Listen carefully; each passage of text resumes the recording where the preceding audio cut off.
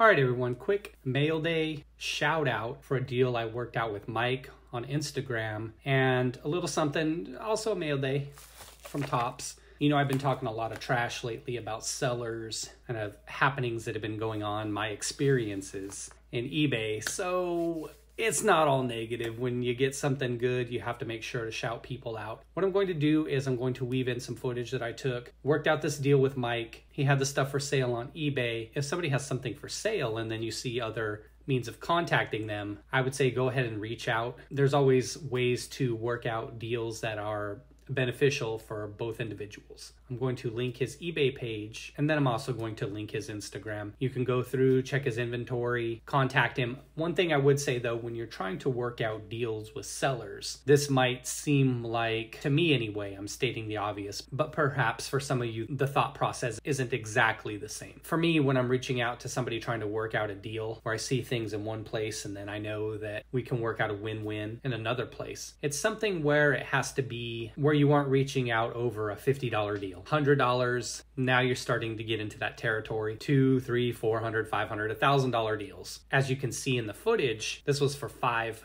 cello boxes of 2021-22 Prizm football. I didn't score a lot of it when it came out, but recently, if you watched any of my videos, I was ripping a lot of 2021-2022 Prizm basketball. When I was doing that, I felt good about basketball, so I wanted to get into the football. From previous rips though, football was a little bit rougher, so I don't know how that's going to go. The point is when you're reaching out to somebody, first off, the obvious, you do business, just get a PayPal invoice, have them tell you what it is, once you've agreed upon the amount and everything. That gives you protection in the deal. Sellers get it, buyers get it. I would say this, don't come at somebody stupid. As a buyer, don't come at somebody stupid. If you see somebody selling something in one area with high fees, those high fee websites, you know the ones, and they're selling something, for instance, for $200. Don't try to come at them with $100 for the thing. That's just ludicrous. And we're talking about boxes of cards when the comps are at 200 or roughly in that ballpark. Obviously, you look up the comps first. If you see something in the comps are in the $200 range, for instance, for a box of cards, and you come at them with 180, 190, then you're starting to get reasonable. And that's when buyers and sellers can come together. And as I was talking about with Mike, is kind of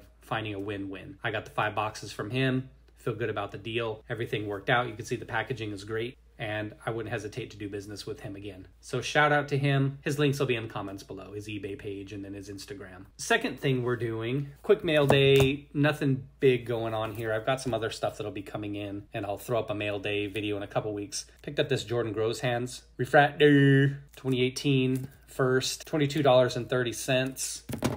Shipping was high on it. It was like $6. I was trying to shop for some other things with the seller, but he didn't really have anything else I wanted, so I ended up just getting that. I got this bunch of raw cards here from a seller. I felt like all of them were pretty good. Some could 10. Paid $25 total for these. Condition on these was pretty good, so I'll flash the seller's information if you want to give him a look. Green Tyler Hero, this one was $3. And we're talking about after tax and shipping. Again, everything in here was $25 total. The most money I paid actually was for the card in the back. A couple bucks for that Hero. This Livers, I think, was $1 for the auto. This Hunter Long auto, also about $1. It's numbered to 35. This Garcia, again, about $1. Tylan Wallace, numbered to 99 on this one, $1. Obsidian, Des Fitzpatrick, numbered to 199. As you see, nothing super high end. I got this one. This one was $11, not numbered. Contenders Hollow, Signatures, Denny Avdia. I was hunting a Denny auto and I came across that. And then I saw the seller had some other things that I'd be interested in buying. So that's what I talk about, and I've talked about this in the past, is doing business with the same seller. Sellers are often willing to do combined shipping. If you ask, you might have to pay an extra 25 cents, 50 cents per item.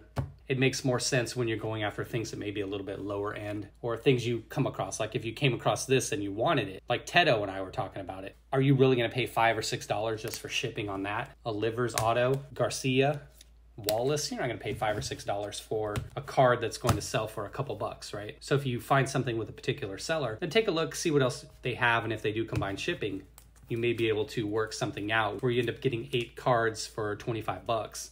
Aside from this one, everything else was pretty much $2. Again, the autos and then a couple green hero rookies. So that's that, mail day. Last thing I wanted to talk about was Topps, the home run challenge. I saw that John hit several of these, and he was talking about how it took months for these to get back. I can't even remember what date I entered these for. I talked about it in one of my previous videos where I just purchased a big stack of these just for kicks, and I said I was going to just do something with it, turn it into a video. There were 66 of these that I played. I believe I ended up getting 6 or 7 cards. I can't remember. Topps emailed me so long ago. Here you go. I'm not going to waste too much time going through all of it. There were some Wanders in there. I didn't hit on any of his. Jose Ramirez was one I believe I hit on. There's some Shohei in here, some Wander, like I said, some Alonso, some Bregman. I did this with 2021 as well. Not in as great of quantity in terms of actually going out, purchasing a lot of cards. Purchased those, entered them. It was getting close to the end of the season when I did it. In 2021, I ended up hitting on a Tatis, a Lindor, and an Alonso.